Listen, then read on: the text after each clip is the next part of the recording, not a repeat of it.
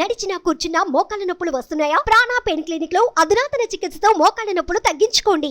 నమస్తే, welcome to మనం TV. మనం ఉన్నది మన కోసం. నేను వలి. ప్రస్తుతం స్టూడియోలో ఉన్నారు ప్రముఖ అనలిస్ట్ కృష్ణకుమార్ గారు. వారితో మాట్లాడదాం. మేడం నమస్తే. నమస్తే. కృష్ణకుమార్ గారు, తెలుగుదేశం పార్టీలోకి వైసీపీ ఎమ్మెల్యేలు కావచ్చు, ఇతర నాయకులు కావచ్చు, 40 మంది టచ్లో ఉన్నారు. టీడీపీలోకి ఏ క్షణమైన జంప్ కావచ్చు అని ఒక చర్చ అయితే జరుగుతోంది. మరోవైపు నిన్న క్యాబినెట్ మీటింగ్లో ఎలక్షన్స్ ఫిబ్రవరి చివరి వారంలో షెడ్యూల్ వచ్చే అవకాశం ఉందని స్వయంగా ముఖ్యమంత్రి జగన్మోహన్ రెడ్డి గారు చెప్పారు. అంటే ఎట్లా చూస్తున్నారు ఈ చేరికలు కావచ్చు, త్వరగా ఎన్నికలు కావచ్చు? నేను ఒప్పుకోనండి. ఎందుకు ఒప్పుకోనంటే వైనాట్ 175 అనే పరిస్థితి వైసీపీ పార్టీలో ఉన్నప్పుడు ఆ పార్టీలో నుంచి తెలుగుదేశానికి పార్టీకి 40 మంది టచ్లోకి ఎట్లా వస్తారండి? ఎందుకు ఇట్లాంటి బోగస్ మాటలు మాట్లాడతారు? నాకు అర్థం కాదు. అంటే మీకు వచ్చిన సమాచారం తప్పని నేను అనుకుంటున్నా. వాళ్ళు వైనాట్ 175 అంటున్నారు. మరి 40 మంది ఇటు వచ్చేసేస్తే 175 ఎట్లా వస్తారు వాళ్ళకి? అంటే కొత్త వాళ్ళని పెట్టి గెలిపించుకుంటాడా? మొన్న ఇన్ఛార్జీలు మార్చారు కదా 11 మందిని. అవును, 11 మందిని మార్చారు. ఈ లెక్కన అయినా 40 మంది తెలుగుదేశం పార్టీ టచ్లోకి వెళ్ళినా కానీ వైనాట్ 175ఏనా? అంటే మీరేమనుకుంటున్నారో చెప్పండి. 175కి 175 గెలుస్తారా వైసీపీ వాళ్ళు? వాళ్ళ ధీమా అదే కదా. వాళ్ళ ధీమా అదే కదా. మరి అంత ధీమా ఎక్కడి నుంచి వస్తుంది? 40 మంది తెలుగుదేశంలోకి వచ్చేస్తే అంటే మార్పులు చేర్పులు చేసి ఎవరైతే గెలుస్తారో వాళ్ళే నియోజకవర్గాల్లో పెడితే మనం అనుకున్నది సాధించగలం అని చెప్తున్నారు వాళ్ళు. ఓకే. అయితే ఇక్కడ ఆలోచించాల్సింది ఏంటంటే పనికిమాలిన చెత్తనంతా ఊడ్చి బయటికి పంపించేస్తున్నారు వాళ్ళు. ఆ చెత్తను చేర్చుకోవడానికి తెలుగుదేశం ఉపలాట పడుతుంది. అదేనా మీ ఉద్దేశం? మరి అవును. మరి తెలుగుదేశానికి సిగ్గుండాల. ఇన్నాళ్ళు ఈ పార్టీలో తన్నులు దండించుకుని, కేసులు పెట్టించుకుని, తిట్లు తిని, బూతులు తిట్టించుకుని ఈ పార్టీ కోసం ఉన్న వాళ్ళని వదిలిపెట్టేసేసి ఇప్పుడు వాళ్ళు 40 మంది రాగానే పొలోమని వచ్చేగానే హారతి పళ్ళెం బట్టి సీట్లు ఇచ్చేద్దాం అనుకుంటున్నారా తెలుగుదేశం వాళ్ళు? అంటే సీట్లు ఇస్తే తప్పు చేసినట్టేగా టీడీపీ. అదే నేను అంటున్నా. అసలే ఎందుకు వాళ్ళని చేర్చుకోవటం? వాళ్ళని ఉంచండి త్రిశంఖ స్వర్గంలో, అప్పుడన్నా రాజకీయాలు బాగుపడతాయి. అసలు ఎప్పుడు చూసినా మనం ఇవే మాట్లాడుకోవటమేనా? ఏమన్నా ఒక సరి అయిన రాజకీయాలు జరగొద్దా? అసలు రాష్ట్రం బాగుపడొద్దా? అసలు ఇట్లా ఇప్పుడు ఇక్కడ బాగాలేకపోతే అక్కడికి వెళ్ళటం, అక్కడ బాగాలేకపోతే ఇక్కడికి రావటం. అంటే అధికారం ఎటువైపు ఉంటే అటే ఉండాలి. అటే ఉండే స్వార్థపరులు రాజకీయ నాయకులు అయినప్పుడు రాజకీయాలు ఎట్లా బాగుంటాయి చెప్పండి?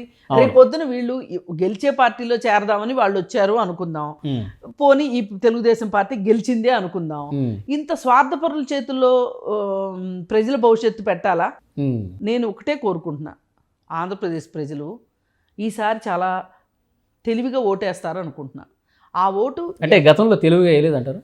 గతం ఏం జరిగిందనేది కాసేపు పక్కన పెట్టేద్దాం. అసలు మనం బ్యాక్ వెళ్ళటం, రివైండ్ చేసుకోవడానికి వెళ్తే ఈ గుప్తుల కాలం దగ్గరికి వెళ్ళాలి. ఇప్పుడు మీకు నాకు అంత టైం లేదు గుప్తుల కాలం నుంచి మాట్లాడుకోవటానికి. అందుకని ఇప్పుడు ప్రస్తుతం ఆ రాష్ట్రం ఉన్న పరిస్థితుల గురించి చాలామంది బాధపడుతున్నారు. మీరు నేను కూడా చాలాసార్లు మన బాధ, మన గోడు ఎళ్ళబోసుకున్నాం ఆ రాష్ట్రం ప్రజలుగా. మనం ఒకప్పుడు ఇప్పుడు ఇక్కడ ఉన్నా కానీ మనం పుట్టింది పెరిగింది ఆ రాష్ట్రంలో కదా, ఆంధ్ర ప్రాంతం వాళ్ళమే కదా మనం కూడా. మనం ఏం కోరుకుందామంటే రేపు పరిపాలన అది వైసీపీ రానివ్వండి, తెలుగుదేశం రానివ్వండి, ఏది ఎవరు వచ్చినా సరే కనీసం ఆ ప్రజలు ఇవాళ ఏ కష్టాలు అయితే పడుతున్నారో, వాళ్ళ పరువు ఎంత పోయిందో, ఆంధ్రప్రదేశ్ పరువు ఆ పోయింది రీప్లేస్ కావాలి ఖచ్చితంగా. వాళ్ళకి 175కి 175 వస్తాయా, లేకపోతే వీళ్ళు 140 వస్తాయి మాకు అని చెప్తున్నారు తెలుగుదేశం వాళ్ళు. అంటే కొంచెం ప్రాక్టికల్గా ఆలోచించి మాట్లాడుతున్నారు వీళ్ళు. వీళ్ళకి 140 వస్తాయా? ఇది కాదండి చర్చ. ఎంతమంది అన్నా రానివ్వండి, ఇద్దరికి మధ్యలో మ్యాజిక్ ఫిగరు, ఒక్క మ్యాజిక్ ఫిగర్కి ఒక్క సీటే అధికారంలోకి వచ్చిన వాళ్ళకి రానివ్వండి, నాకైతే ఏం అభ్యంతరం లేదు. కానీ మొన్నటికి మొన్న ఇక్కడ ఐటీ మినిస్టరు కేటీఆర్, మాజీ IT minister, Telangana IT minister, వాళ్ళకి నేను చెప్తానులే కొన్ని కంపెనీలు అక్కడ కూడా పెట్టండి అని చెప్తాను, అందరూ మా దగ్గరికి ఎందుకులే, అక్కడ కూడా కొన్ని పెట్టుకోండి అని నేను రికమెండ్ చేస్తాను అనే మాట కేటీఆర్ నోట్లోంచి వచ్చింది. అంటే జగన్ గారికి ఫేవర్ కోసమా? జగన్ ఫేవర్ కోసం కాదు. ఆంధ్రప్రదేశ్ పరిస్థితి అర్థం పట్టింది. మీకు అది అర్థం కాలేదా? అక్కడే ఎవరు పరిశ్రమలు పెట్టడానికి వెళ్ళట్లేదు, కొంచెం వెళ్ళండి అని నేను రికమెండేషన్ చేస్తానన్నాడు కేటీఆర్. ఇప్పుడు వాళ్ళ ఇంట్లో 2 రోజుల నుంచి అన్నం లేదండి అని, అన్నం తినట్లేదండి వాళ్ళు తిండి లేక అని ఎవరన్నా అన్నారనుకోండి, అప్పుడు ఇంకొకళ్ళు ఎవరో వచ్చి పోనీలే నేను 2 రోజులకి గ్రోసరీస్ పంపిస్తాను, కొంచెం అన్నం తినమని చెప్పండి అన్నట్లేదు. అంటే ఆంధ్రప్రదేశ్లో దిగజారిపోయిన పరిస్థితి ఉంది కాబట్టి దాన్ని తోటి సహ రాష్ట్రంగా మన తెలుగు రాష్ట్రంగా భావించి కొంత మంచి చేద్దామనే ఉద్దేశమా, లేకపోతే ఎట్లా చూడాలి? నేను కేటీఆర్ని తప్పు పట్టట్లా. నా బాధ అంతా ఆ రాష్ట్రం పరిస్థితి గురించి నా బాధ. ఇప్పుడు ఎవరన్నా బాధపడితే మొగుడు కొట్టినందుకే బాధపడాలి, తోడుకోడలు నవ్వినందుకు కాదు. తోడుకోడలు నవ్వినందుకు బాధపడుతున్నారు అంటే వీళ్ళకి ఫాల్స్ ప్రెస్టేజ్లో ఉన్నట్టు. ఓకే, మొగుడు కొట్టినందుకే బాధపడ్డారనుకోండి, ఎందుకు కొట్టాడు, ఎలా కొట్టాడు, ఆయన ఉద్దేశం ఏంటి, నేను చేసిన తప్పు ఏంటి, ఆయన తప్పు ఏంటి కూర్చుని మాట్లాడుకుంటే తేలిపోద్ది. అవును. అంతేగాని ఆమెకి ఇక్కడ కోపం రావాల్సింది మానేసి పక్కింటి వాళ్ళు నవ్వారని కోపం వచ్చినట్టు లేదు. ఇది నా బాధ కేటీఆర్ మాట్లాడినందుకు కాదు, ఆంధ్రప్రదేశ్లో పరిస్థితి ఇంత దిగజారిపోయింది, ఆ పరిస్థితి ఆంధ్రప్రదేశ్కి ఎందుకు దాపరించింది అనేది నా బాధ. ఎందుకు అసలు అలాంటి రాజధాని లేని రాష్ట్రం ఎందుకు అయింది ఆంధ్రప్రదేశ్? ఒక కేంద్ర ప్రభుత్వ సంస్థని కాపాడుకోలేని, త్యాగాల ద్వారా వచ్చిన వైజాగ్ స్టీల్ ప్లాంట్ని కాపాడుకోలేని పరిస్థితి ఏంటి? అసలు ఆ రాష్ట్రం శాసనసభలో ఒక తీర్మానం చేసి పంపలేని దుస్థితి ఏంటి ఆ రాష్ట్రానికి? ఇక్కడ రాష్ట్రం గురించి ఎవరు మాట్లాడలా. నేను రాష్ట్రం గురించే మాట్లాడుతున్నా. నాకు తెలుగుదేశం బలపడుతుందా, వైసీపీ పార్టీ బలహీన పడుతుందా అనేది నా ప్రశ్న కాదు, నా వాదన కాదు. నా వాదన ప్రజలు గెలవాలి, ప్రజలను గెలిపించే రాజకీయ నాయకులు కావాలి. వాళ్ళ ఆంధ్రప్రదేశ్కి రాజకీయ నాయకులు కొరత. ఆ కొరతని ఎవరు పూడుస్తారు, ఎలా పూడుస్తారు అన్నదే ఇప్పుడు ప్రస్తుతం సమస్య. ఓకే, ఇప్పటికిప్పుడు ఎలక్షన్ జరిగితే ఆంధ్రప్రదేశ్లో ఎట్లా ఉంటుంది అనుకుంటున్నారు మీరు? ఇప్పటికిప్పుడు ఎలక్షన్ జరిగితే చంద్రబాబు నాయుడు గెలుస్తాడు అనిపిస్తుంది. ఎందుకంటే అక్కడున్న పరిస్థితులు బట్టి. కానీ ఇప్పుడు పక్క రాష్ట్ర మంత్రి ఆ మాట అనగలిగాడు అంటే అక్కడ ఎంత లోసుకులు లేకపోతే పక్క రాష్ట్ర మంత్రి ఆ మాట అనగలుగుతాడు. నేను మళ్ళీ చెప్తున్నా, కేటీఆర్ మీద నాకు ఏ విధమైన కోపం లేదు. అక్కడున్న పరిస్థితిని, వాస్తవ పరిస్థితిని గురించి మాట్లాడాడు. మాట్లాడితే ఈ పరిస్థితి ఎందుకు ఉంది, దీన్ని మార్చాలా అక్కర్లేదా, మార్పు కావాలా అక్కర్లేదా అన్నదే ఇప్పుడు ప్రశ్న అండి. ఇవాళ కానీ ఇప్పటికిప్పుడు ఎలక్షన్ జరిగితే చంద్రబాబు గారికి ప్రజలు పట్టం కడతారని మీరు చెప్తున్నారు. కానీ టైమ్స్లో ఈటీజీ సర్వే అదేం చెప్పిందంటే ఇప్పటికిప్పుడు ఎలక్షన్ జరిగితే 24 నుంచి 25 ఎంపీ స్థానాలు ఉన్నది 25 గెలవచ్చు, ఒకటి ఏదన్నా మిస్ అయితే అవ్వచ్చు అని చెప్పి వైసీపీ గెలుస్తుందంట. ఆ సర్వే అట్లా ఉంది. ఏం చెప్తారు? ఇదే టైమ్స్లో తెలంగాణ గురించి ఏం చెప్పిందండి? ఏం చెప్పింది? బీఆర్ఎస్ గెలుస్తుందా? అందుకని ఏ రోటి కాడ పడితే ఇట్లాగే ఉంటుంది. సర్వేలను కాసేపు పక్కన పెడదామండి. అసలైన సర్వే ఏంటి అంటే, ఏంటి మన పరిస్థితి అనేదే అసలైన సర్వే. ఓకే, అక్కడ ఉద్యోగ కల్పన ఉందా, పరిశ్రమలు వస్తున్నాయా లేదా, లేదు అనుకుంటే మనది వ్యవసాయక రాష్ట్రం, ఏ మాటకా మాట, వ్యవసాయ ఉత్పత్తుల పరిస్థితి ఎలా ఉంది, వ్యవసాయదారుల స్థితిగతులు ఎట్లా ఉన్నాయి, విద్యాలయాల పరిస్థితి ఎట్లా ఉంది, వైద్యం పరిస్థితి ఏంటి, ఇలా ప్రతి శాఖ గురించి కాసేపు మనం సమీక్షించుకుంటే ప్రతి శాఖలోనూ పర్యవేక్షణ లోపం కావచ్చు, లేకపోతే దోపిడీ దొంగల దాడులు కావచ్చు, ఏ రకంగానైనా సరే రాష్ట్రం పరిస్థితి బాగలేదు.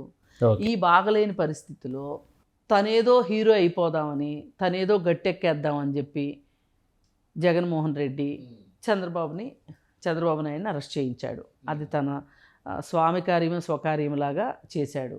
చేసినందువల్ల జగన్మోహన్ రెడ్డికి అది ఎదురుకొట్టింది అన్న సంగతి అందరికీ అర్థమవుతుంది. ఈ పరిస్థితుల్లో ఈ టైమ్స్ నౌ సర్వే ఇప్పుడు సర్వే చెప్తున్నదా, పాత సర్వే గురించే మీరు మాట్లాడేది? ఇప్పుడే కదా. మరి ఇలాంటి పరిస్థితుల్లో ఇవాళ యావత్ ప్రపంచము చంద్రబాబు నాయుడు గురించి ఆలోచించిన పరిస్థితిలో ప్రతి ఒక్కళ్ళు చంద్రబాబు నాయుడు అరెస్ట్ అవ్వడం ఏంటి, ఇలా కక్ష సాధింపుగా అరెస్ట్ చేయటం ఏంటి, ఈ ఒక్క కేసే దొరికిందా, అసలు కోడికత్తి సీన్ కేసు సంగతి ఏంటి, వివేకానంద రెడ్డి హత్య కేసు ఏంటి, ఆనందబాబు చేసిన డోర్ డెలివరీ ఏంటి, ఇట్లాంటివి ఏమీ మాట్లాడుకోకుండా వీళ్ళకి ఇప్పుడు కావాలని చంద్రబాబు నాయుడు కేసే ఎందుకు అవసరమైంది అనేది ప్రజలు కూడా మాట్లాడుకుంటున్నారు కదా.